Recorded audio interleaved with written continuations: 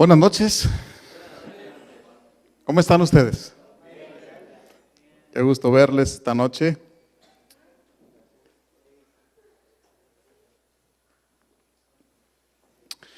Quiero invitarles para abrir la palabra de Dios en San Juan capítulo 6. San Juan capítulo 6.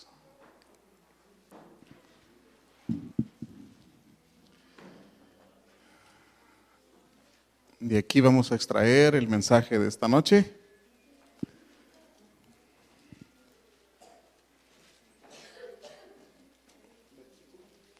Versículo 1 en adelante. San Juan 6, 1 en adelante. Después de esto, Jesús se fue al otro lado del mar de Galilea, a Tiberias, y lo seguía una gran multitud porque veían las señales que hacía en los enfermos. Entonces Jesús subió al monte y se sentó allí con sus discípulos. Estaba cerca la fiesta judía de la Pascua. Cuando Jesús alzó los ojos y vio la gran multitud que había venido a él, preguntó a Felipe: ¿dónde compraremos pan para toda esta gente? Pero decía esto para probarlo, porque él sabía lo que estaba por hacer. Felipe respondió: 200 denarios de pan no bastarían para dar un poco a cada uno. Uno de sus discípulos, Andrés, el hermano de Simón Pedro, le dijo: aquí hay un muchacho que tiene 5 panes de cebada y 2 pescados. ¿Pero qué es esto entre tantos? Jesús contestó: haced recostar a la gente. Había mucha hierba en aquel lugar y recostaron como 5,000 hombres. Entonces Jesús tomó esos panes, dio gracias y los repartió a sus discípulos. Y estos a los que estaban recostados. Lo mismo hizo con los pescados, y cada uno se sirvió cuanto quiso. Cuando se saciaron, dijo a sus discípulos: juntad los pedazos que sobraron para que no se pierda nada. Juntaron y llenaron 12 cestas de pedazos sobrantes de los 5 panes de cebada. Este que está aquí es uno de los milagros que Jesús realizó. Impresionantes por la cantidad de personas que fueron alimentadas.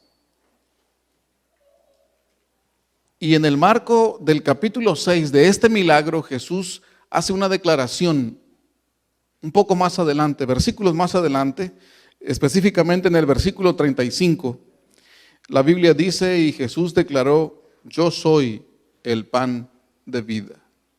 Yo soy el pan de vida. En el versículo 48 volvió a reafirmar precisamente esa declaración, diciendo: yo soy el pan de vida. Yo soy el pan de vida. Y identificando una de las necesidades primordiales que nosotros tenemos, como lo es el alimento, es de llamar la atención que Jesús se autorrepresente con el pan, ¿verdad? El pan, que es una necesidad diaria, común para todos. Normalmente no nos encontramos a personas que durante una semana no les dé hambre, ¿verdad? Normalmente eso no pasa. Lo que sí es normal es que desayunemos y a las 4 horas ya tengamos hambre. Y que almorcemos y que a las otras 4 horas ya volvamos otra vez a tener hambre. Eso sí es normal, ¿verdad que sí? Es posible que alguno de ustedes ya tenga hambre esta tarde. Todavía no es hora, esperen. No es normal. Jesús se autorrepresenta pues como el pan de vida.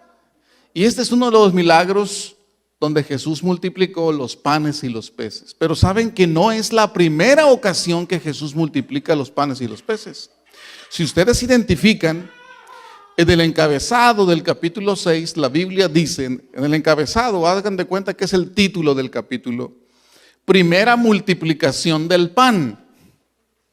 Es decir, hubo por lo menos 2 ocasiones en las cuales Jesús multiplicó el pan y los peces para alimentar a una gran multitud.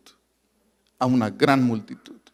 Y esta noche, queridos amigos, quisiéramos dedicar precisamente tiempo para analizar el pan que da vida, el alimento que da vida. Y hay una serie de autores, de líderes religiosos, de comunidades religiosas que identifican que nuestro mundo está hambriento. Que nuestro mundo está hambriento. Por ejemplo, noten ustedes lo que dice allí. Nuestro mundo está de cabeza. Estamos en una bancarrota de la moral. Una bancarrota de la moral. Nuestro mundo está hambriento, según la sociedad judío-americana. Una bancarrota de la moral, de principios. ¿Verdad? Principios. Es tan común ahora que se observen situaciones vergonzosas, penosas.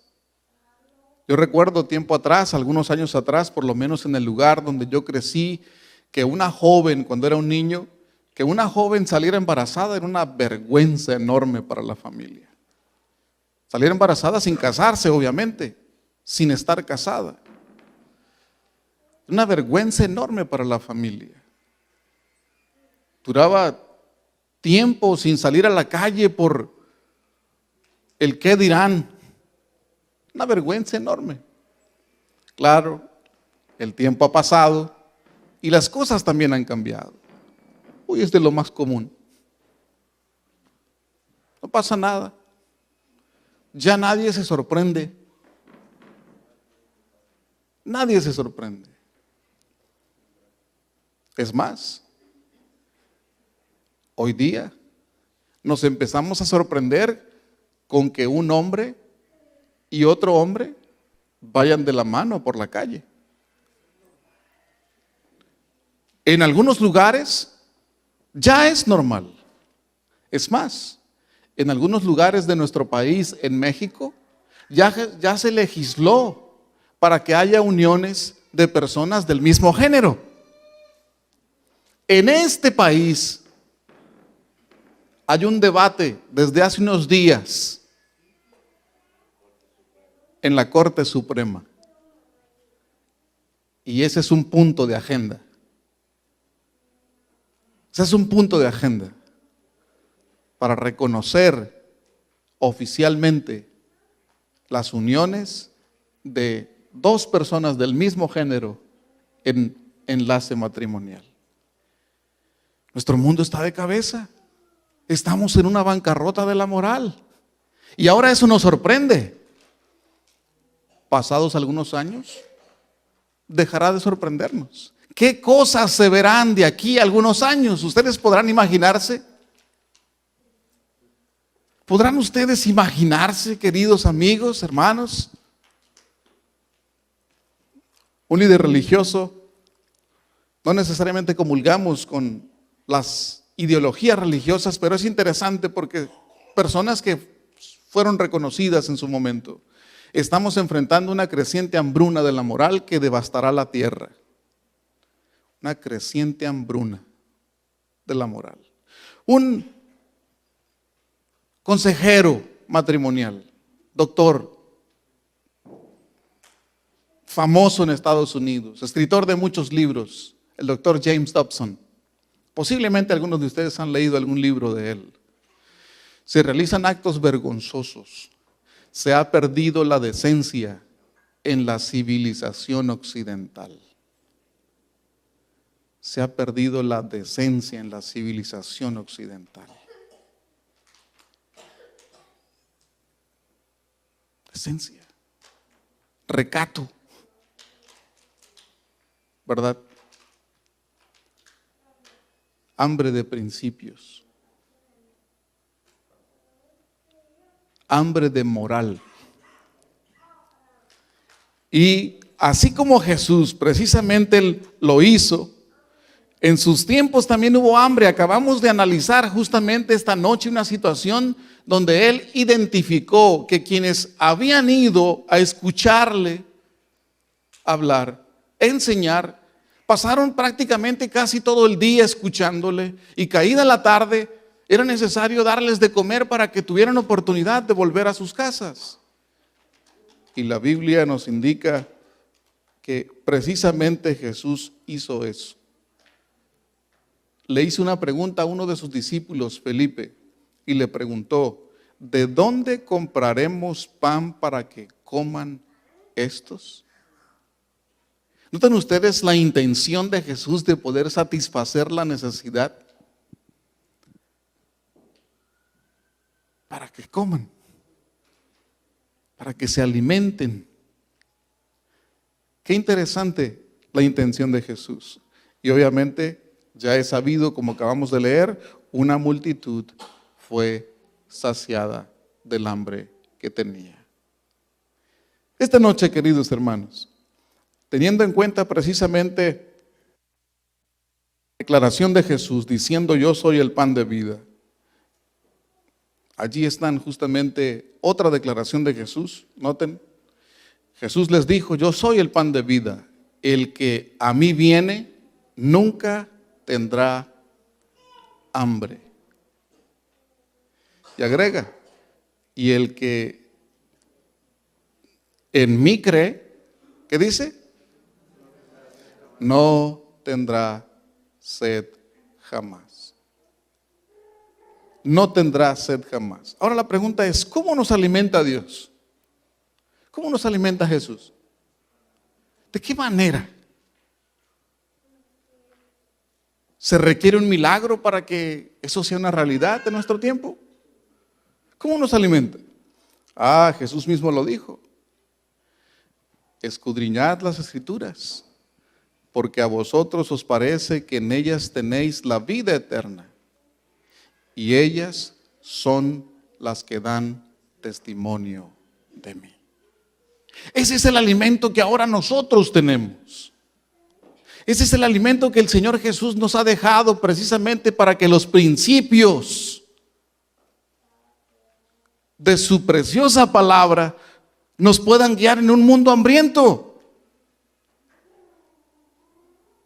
Que sean una directriz, que sean un consejero, una guía constante. Que si ustedes notan lo que Jesús menciona, en ellas os parece que tenéis la vida eterna. La vida eterna, es decir, ustedes pueden imaginarse hacia dónde nos conduce este GPS escrito. ¿Se dan cuenta?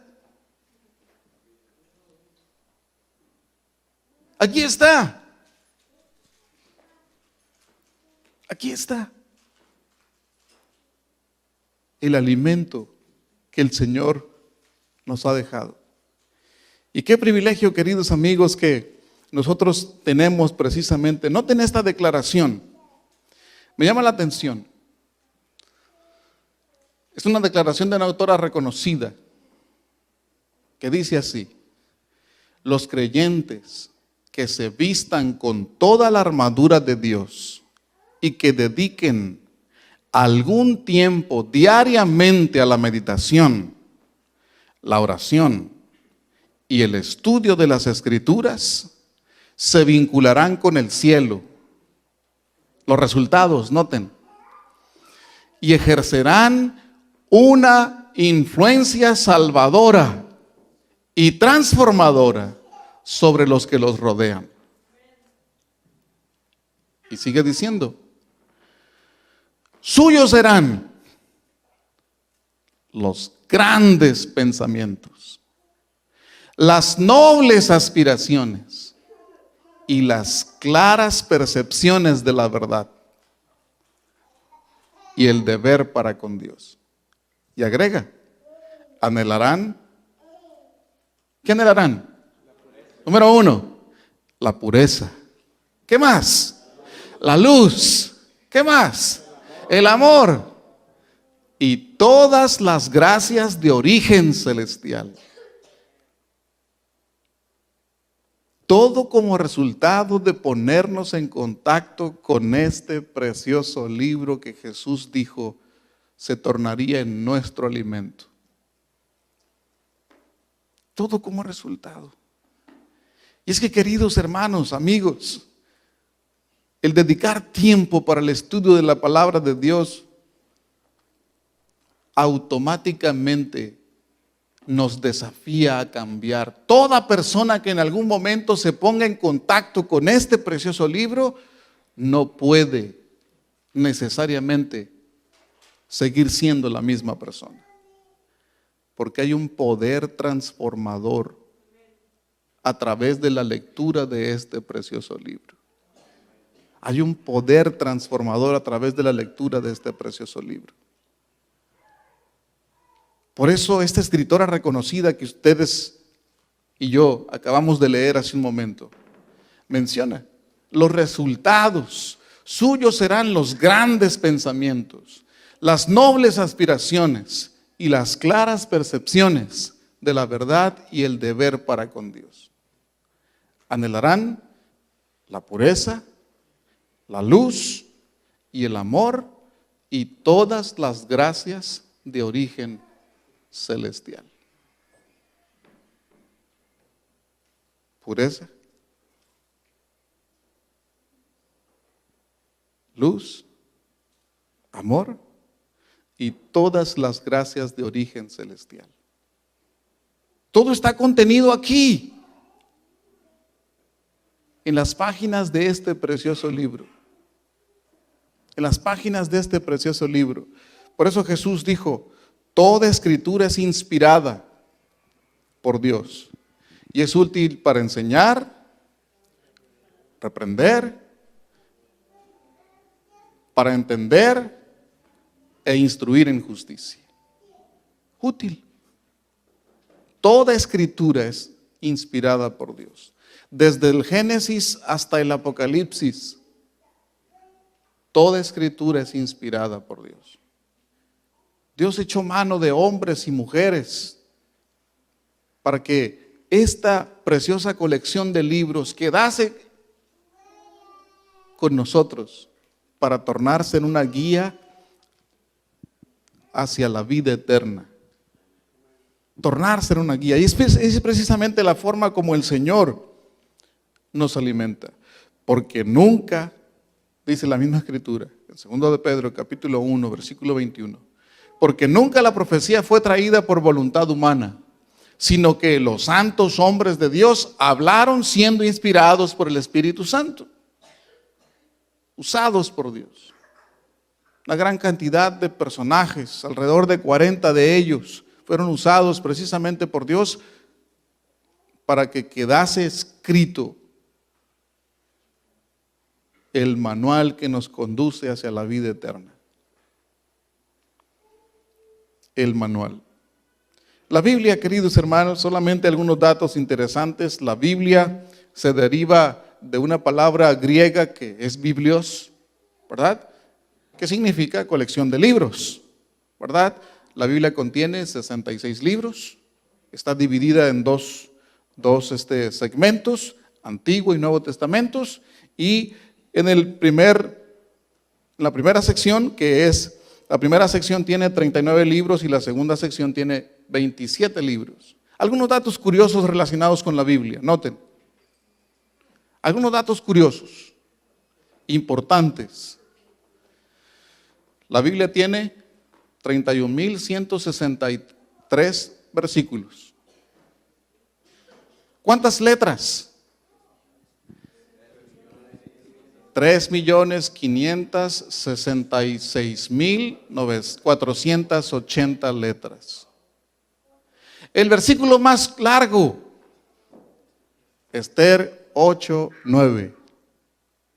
El versículo más corto, Éxodo 20:13. Salmos 14 y 53 son iguales. El capítulo más largo, Salmo, ¿verdad? Un salmo, el 119. El capítulo más corto, Salmo 117. El centro de la Biblia Salmo 118, 8. La palabra Señor se repite 1855 veces. 2930 personajes aparecen en la Biblia. La Biblia contiene, ¿cuántas palabras? 773.693 palabras. ¿Y cuántos capítulos? 1189 capítulos. Datos interesantes de la Biblia, solo para darnos a entender precisamente cómo es que este precioso libro llegó a ser constituido en nuestras manos. Por eso cuando ustedes tienen una Biblia, este precioso libro en sus manos, queridos hermanos, identificamos pues que fue obra de Dios el que llegase a quedar con nosotros y llega a nuestras manos. Y es una gran oportunidad. ¿Cuántas personas desearían tener una Biblia en sus manos? Desearían tomar tiempo para estudiar la Biblia. Desearían que alguien les explicara el contenido de la Biblia. ¿Y cuántas personas desearían conocer más de la Biblia? Y esta noche, queridos hermanos, nosotros tenemos ese privilegio. ¿Cuánto tiempo durará la palabra de Dios? Isaías 48 nos dice que aun cuando la hierba se seque y se marchite la flor, la palabra de nuestro Dios permanece para siempre, para siempre, para siempre. Cuando una persona se pone en contacto con la palabra de Dios, su vida no puede seguir siendo la misma. A través de la Biblia han ocurrido acontecimientos que han impactado a nuestro mundo. Un joven en un monasterio, preparándose para ser un líder religioso de su tiempo, cuando el estudio de la Biblia estaba prohibido para el resto de la población y solamente quienes se preparaban para ser líderes religiosos podían tener acceso a ella, y de manera restringida todavía, encontró que en la biblioteca una Biblia estaba atada. Y le llamó la atención.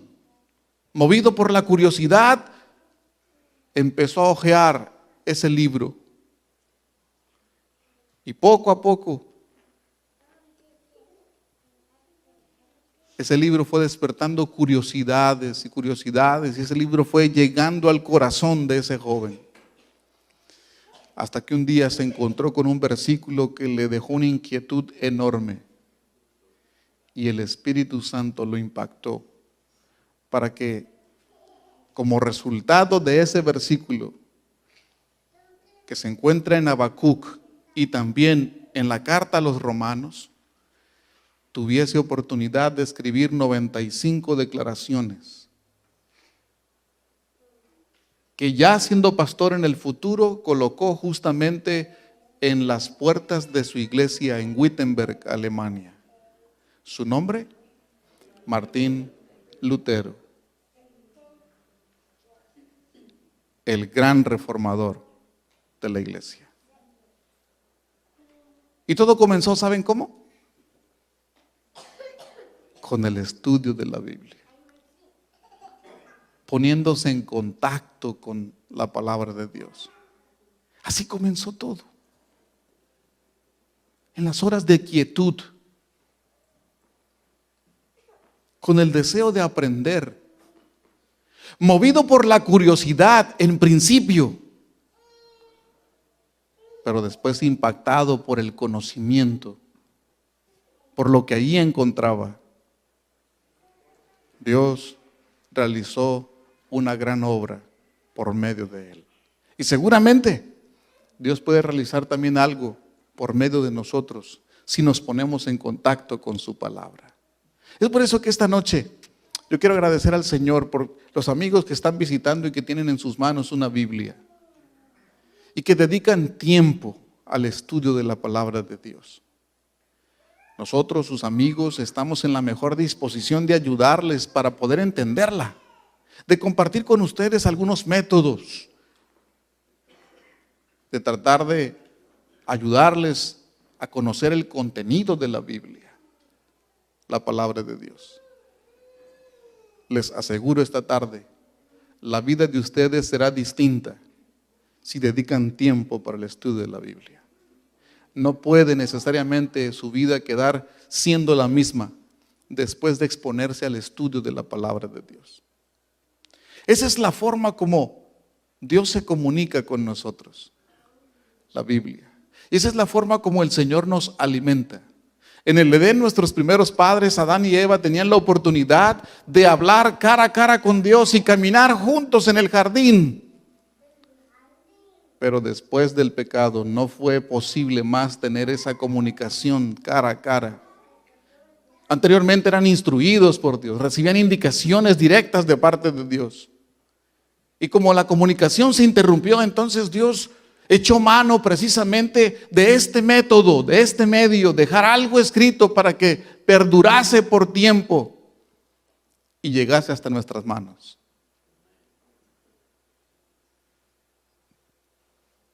Dios tomó la iniciativa. Pero ahora la pregunta es, ¿cómo nos comunicamos con Dios? La otra vía, por medio de la Biblia Dios nos habla.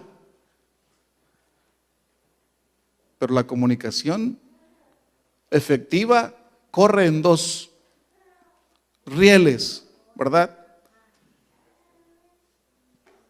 Quien habla y el emisor, ¿verdad? El receptor, el emisor, el receptor. Y en nuestro caso, ¿cómo nos comunicamos con Dios?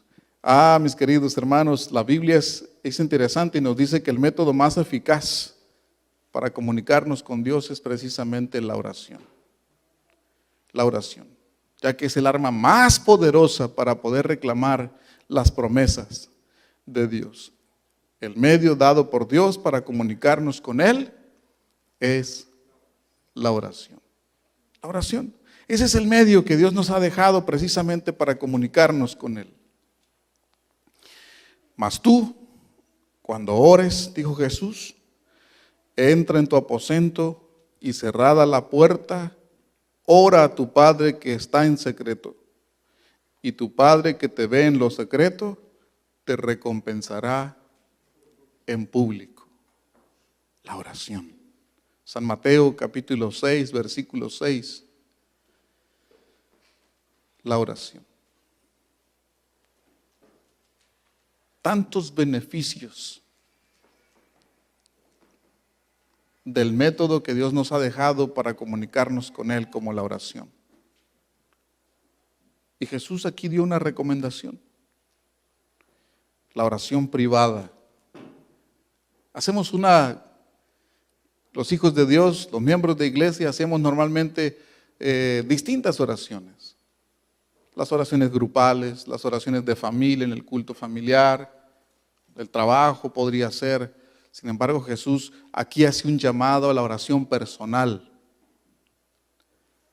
a la oración privada, allí donde nadie te escucha, donde tú puedes abrir tu corazón a Dios y decirle cómo te sientes, contarle tus necesidades, contarle tus planes, tus proyectos. La oración. La oración. A través de la oración, Dios también se manifiesta. Dios también se manifiesta. Yo recuerdo tiempo atrás, hace algunos años atrás, cuando era un estudiante, había terminado el periodo de clases y era necesario salir el verano para trabajar y conseguir recursos y entonces volver a la universidad.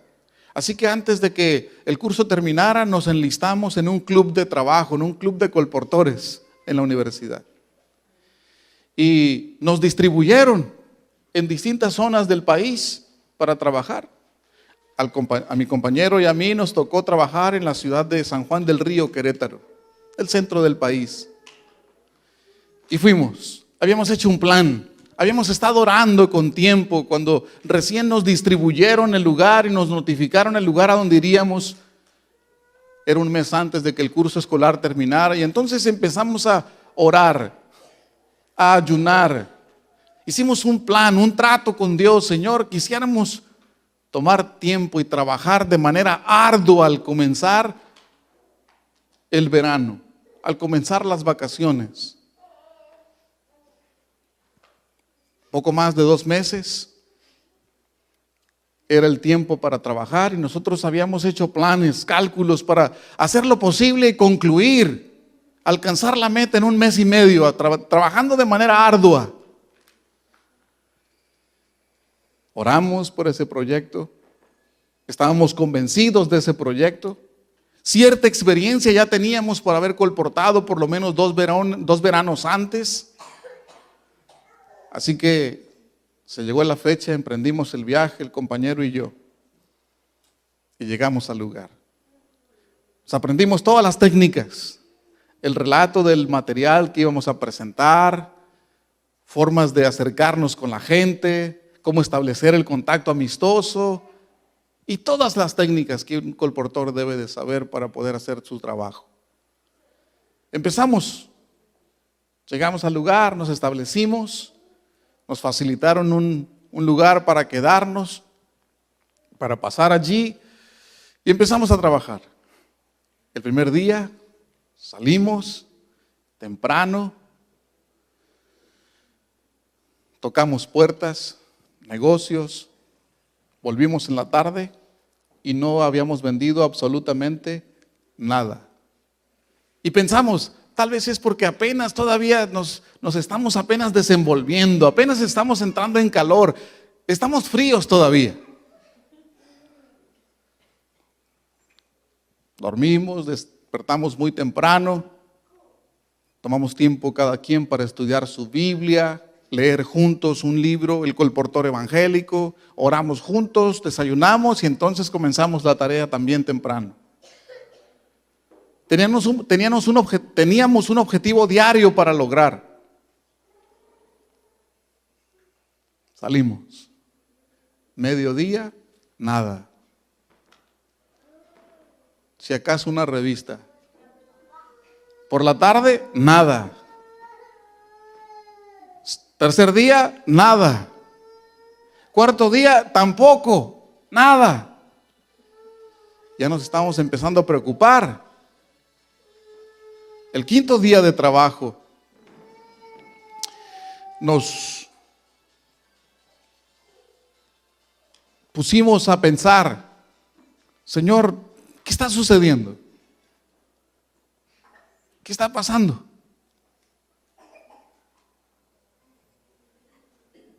Venimos aquí con un plan y estamos pagando el precio, trabajando arduamente desde muy temprano hasta caída la tarde ya. ¿Qué está sucediendo? Quinto día, tampoco. Llegó el sábado, los hermanos en la iglesia nos recibieron. ¿Y cómo les va? Y los colportores siempre van a decir, bien, bien, ¿verdad?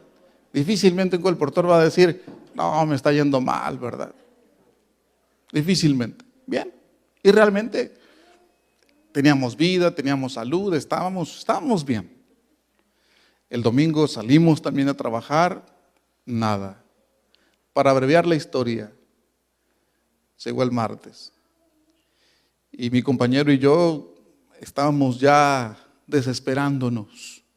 ¿Qué está sucediendo? Y un día, al caer la tarde, volviendo del trabajo, ¿qué pasa? ¿No será que tienes algún pecado escondido? ¿Sabes que eso mismo estaba pensando preguntarte? Dijo él. ¿Qué está sucediendo? ¿Qué está pasando? Entonces hicimos un trato con Dios. Señor, con lágrimas en los ojos, Hemos estado aquí por tantos días ya y no hemos conseguido nada. Si algún plan tienes para nosotros, indícanos. Saben, nos atrevimos a desafiar a Dios. Si este día no logramos por lo menos hacer una venta, nos vamos. Nos atrevimos a desafiar a Dios. Jóvenes, nos vamos. Estamos aquí para hacer tu obra. Tenemos un objetivo en mente. Por este medio pensamos tener recursos para volver, para preparar. Presentamos al Señor todos los argumentos habidos y por haber para tratar de convencerlo de que Él debía de hacer algo.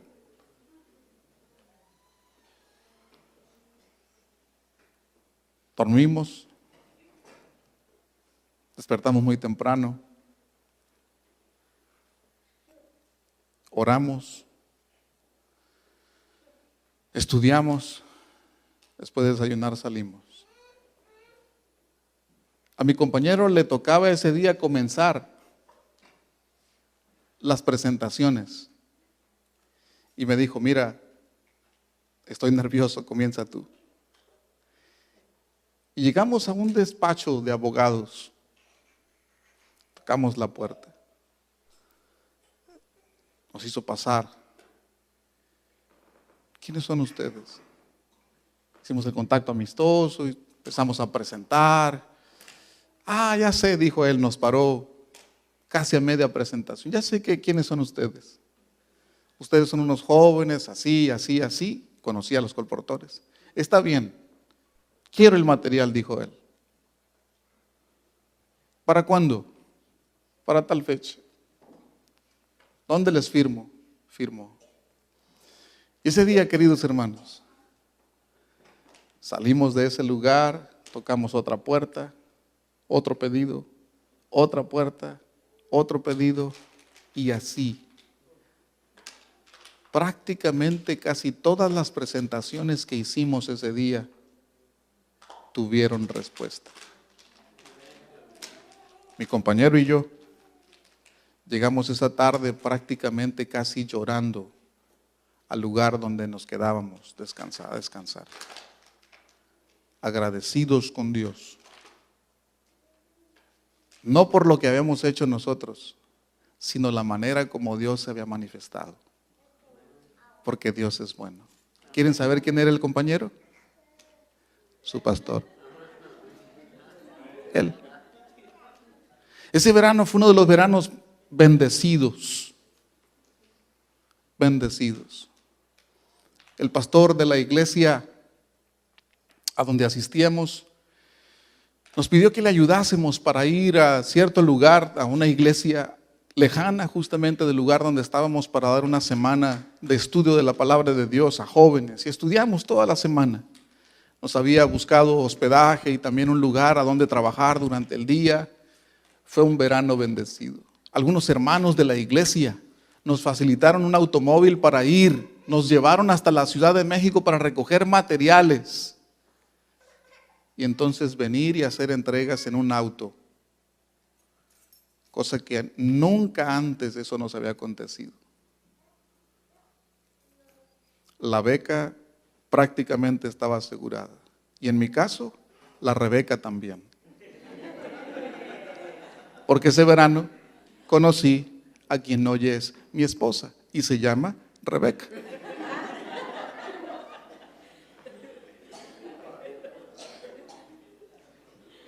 No es porque oramos mucho, hermanos. No fue por eso. No fue por eso. No fue porque teníamos mucha fe. No fue por eso. Fue sencillamente porque Dios lo prometió. Porque Dios lo prometió. Había algunas lecciones que teníamos que aprender. Que nuestros planes deben de estar sujetos a los planes de Dios. Y no basados a nuestra experiencia, a nuestra autosuficiencia y demás. Pero el Señor lo prometió. Aquí está, anoten ustedes. Pedid, ¿y qué más? ¿Se dan cuenta? Pedid y se os dará. ¿Qué más? Buscad y hallaréis. Llamad. ¿Se dan cuenta que Jesús nos dejó un cheque en blanco, queridos amigos? Jesús dice, pide, vas a recibir. Busca, vas a hallar. Llama, tendrás respuesta. Y lo reitera, noten ustedes, porque todo aquel que pide, recibe. Y el que busca, halla. Y al que llama, se le abrirá. Este es un cheque en blanco que de Dios tenemos. Este es un cheque en blanco que el cielo nos ha dejado precisamente para que echemos mano de él. Que no tiene límite, tampoco tiene caducidad.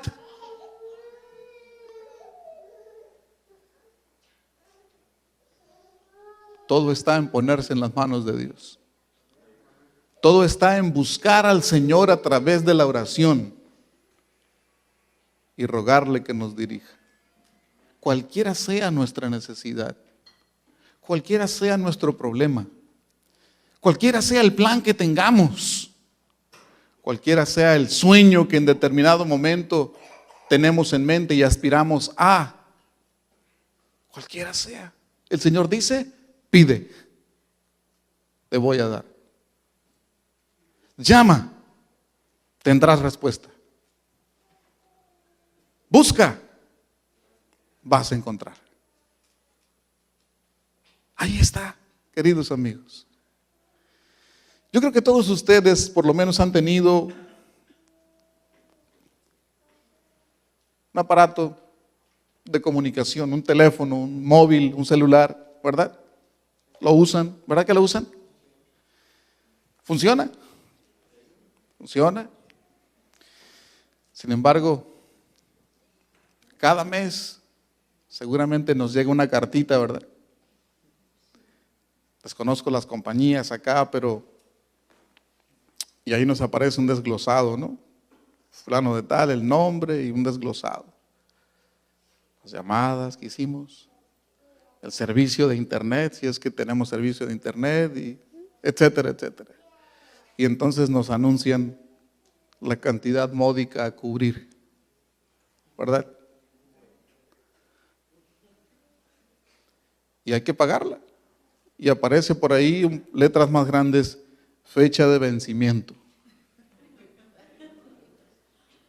Es decir, al día siguiente, si no pagas, no tienes servicio. ¿Verdad? Hay que pagar por ese servicio. En México hay una compañía, que voy a omitir el nombre, pero su eslogan dice, todo México es territorio. Y el nombre. Y yo descubrí, andando en los viajes, descubrí que hay algunos lugares a donde la señal no llega, aun cuando dice todo México es territorio de esa compañía. Es decir, que a todos los rincones del país llega la señal, en otras palabras, y uno puede con facilidad echar mano del servicio. Pero yo les puedo decir con precisión los lugares, por lo menos, donde no hay señal. No funciona la señal. No se puede. Hay que esperar, cruzar esas partes para entonces realizar una llamada telefónica o enviar un mensaje, etcétera, etcétera. No hay señal. La oración siempre tiene señal. No tiene costo. Es gratuita. No hay pagos mensuales. Tal vez si tuviese algún pago, aprovecharíamos más ese servicio que el cielo nos ofrece. Pero no. Dios la dejó para nosotros. Es tan efectiva la señal del cielo para con nosotros, hermanos, que funciona no solamente sobre la superficie, que nosotros pisamos. Estos aparatos están limitados. Mi hijo me hizo comprobar precisamente que están limitados.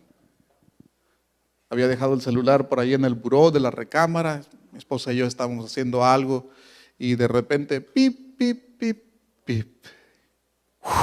Se escuchó que alguien le bajó la palanca al sanitario. Mi hijo tenía pocos años todavía y nos acercamos. ¿Y qué pasó? Papi, ¿se fue?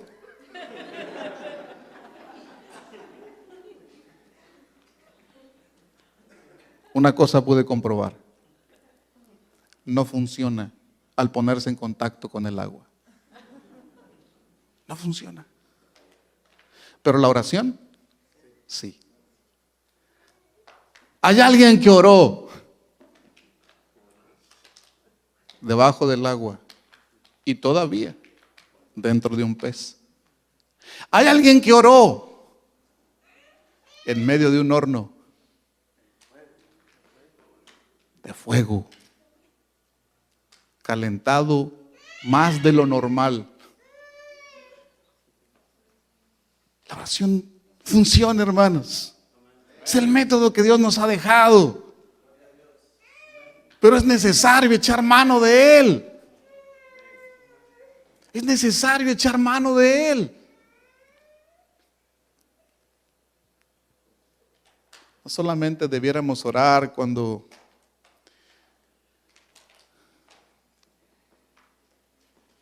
sabemos que nos vamos a poner en riesgo. Me encanta, viajo bastante. Y me encanta observar a las personas cuando se suben a un avión. Es fácil detectar cuando alguien está viajando por primera vez en un avión. Es fácil detectarlo. Se sienta, aquellos que han viajado se sientan, agarran un libro, de repente se recuestan y se duermen antes de que las indicaciones de las sobrecargos, ¿verdad?, sean dadas. Pero aquellos que están viajando por primera vez, se sientan, miran para todos lados, se dan las indicaciones y empiezan a hacer algunas cosas interesantes, algunos de ellos. Algunos hacen señas, otros oran. ¿Por qué? ¿Por qué creen que se hace eso? Porque saben que la vida se va a poner en riesgo en algún momento.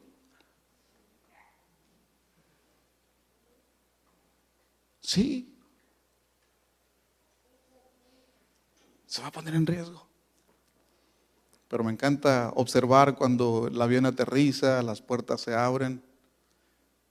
Pocas personas hacen otra vez lo que hicieron antes de que el vuelo comenzara. Pocas personas hacen eso. El agradecer a Dios por el cuidado. Hay una cita mañana en el consulado. Señor, por favor, que me den la visa.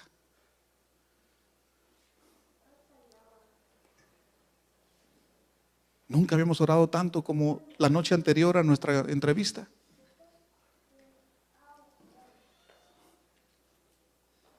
Para ocasiones especiales, no es posible que deleguemos el precioso medio de comunicación que tenemos, como lo es la oración. No. Es un cheque en blanco que el cielo nos ha dejado, que podemos usar todos los días, y todos los días es efectivo porque el Señor actúa. Todos los días, queridos amigos.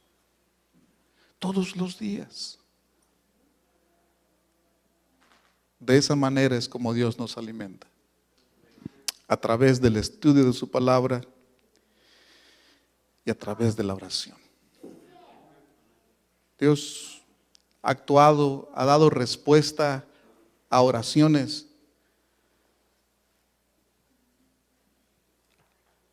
ha transformado a personas a través del estudio de su palabra, a través de personas, a través de su palabra, con personas que se ponen en contacto con las letras de ese precioso libro.